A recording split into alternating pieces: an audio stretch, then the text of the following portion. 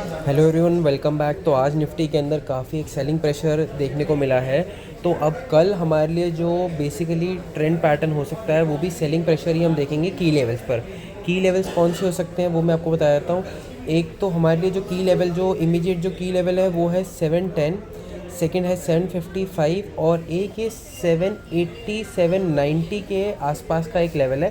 क्योंकि यहाँ पर निफ्टी ने यहाँ पर देखोगे तो एक सपोर्ट लिया, यहाँ पर ब्रेक डाउन होने के बाद ये यहाँ पर थोड़ा सा रीटेस्ट का दिखाया है और ये ब्रेक डाउन होने के बाद ही सेलिंग प्रेशर क्रिएट हुआ है।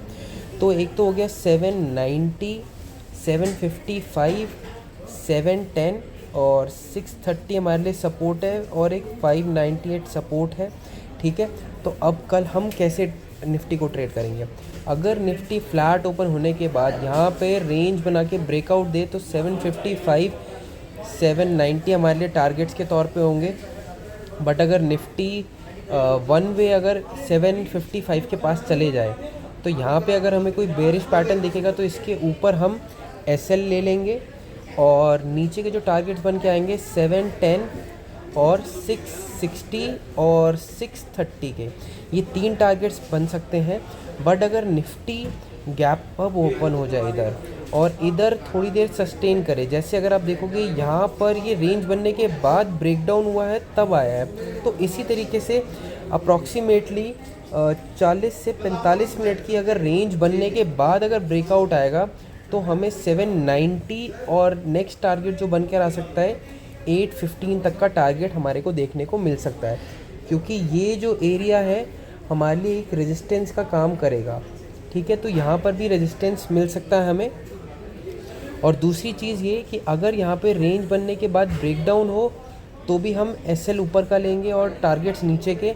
बट एक्सट्रीम केसेस में अगर निफ्टी फ्लैट या गैप डाउन ओपन हो जाए इस रेंज के अंदर जो कि 630 टू 710 है, तो यहाँ पर हमें प्राइस स्ट्रक्चर देखना है। प्राइस स्ट्रक्चर किस हिसाब से, अगर फ्लैट ओपन होती है निफ्टी डाउन साइड आती है और फिर अप्रोच करती है 710 को, नीचे पुल बैक देके ब्रेकआउट आए ऊपर की साइड पे, तो हमारा जो टारगेट 755 790 तक का बन सकता है। और दूसरा केस ये हो सकता है फ्लैट ओपन होने के बाद नीचे आए प्राइस, एक पुल बैक दे और फिर ब्रेक करे, तो हमारा टारगेट 630 598 बन सकता है। और अगर गैप डाउन ओपन हो जाए तो हमें देखना है कि आइदर 710 से रिजेक्शन ले या 630 या 598 से सपोर्ट लेकर प्राइस स्ट्रक्चर पॉजिटिव दिखे तो तब हम ट्रेड करेंगे उसको।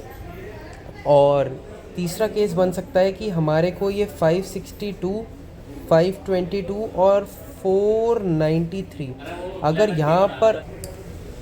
अगर इधर हमें प्राइस गैप डाउन ओपन मिले, कोई प्राइस स्ट्रक्चर का हमें चेंज मिले, सपोज़ कुछ इस तरह मिले जैसे ये हाई क्रिएट हो, low higher high higher low, तो हम अपने स्विंग के नीचे एसएल बना के हमारे जो ये की लेवल्स हैं इनके हिसाब से हम ट्रेड ले सकते हैं।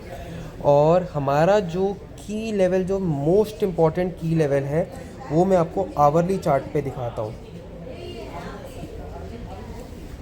अगर आप आवरली चार्ट पर देखेंगे तो हमारे लिए जो सबसे इम्पॉर्टेंट की लेवल है वो है 432 का।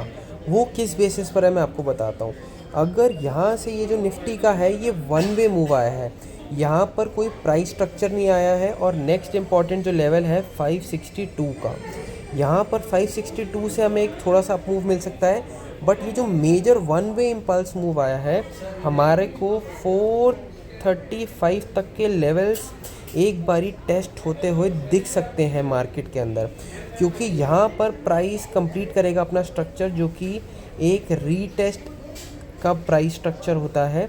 तो बस आज के लिए इतना ही। Please do like share and subscribe. Thank you.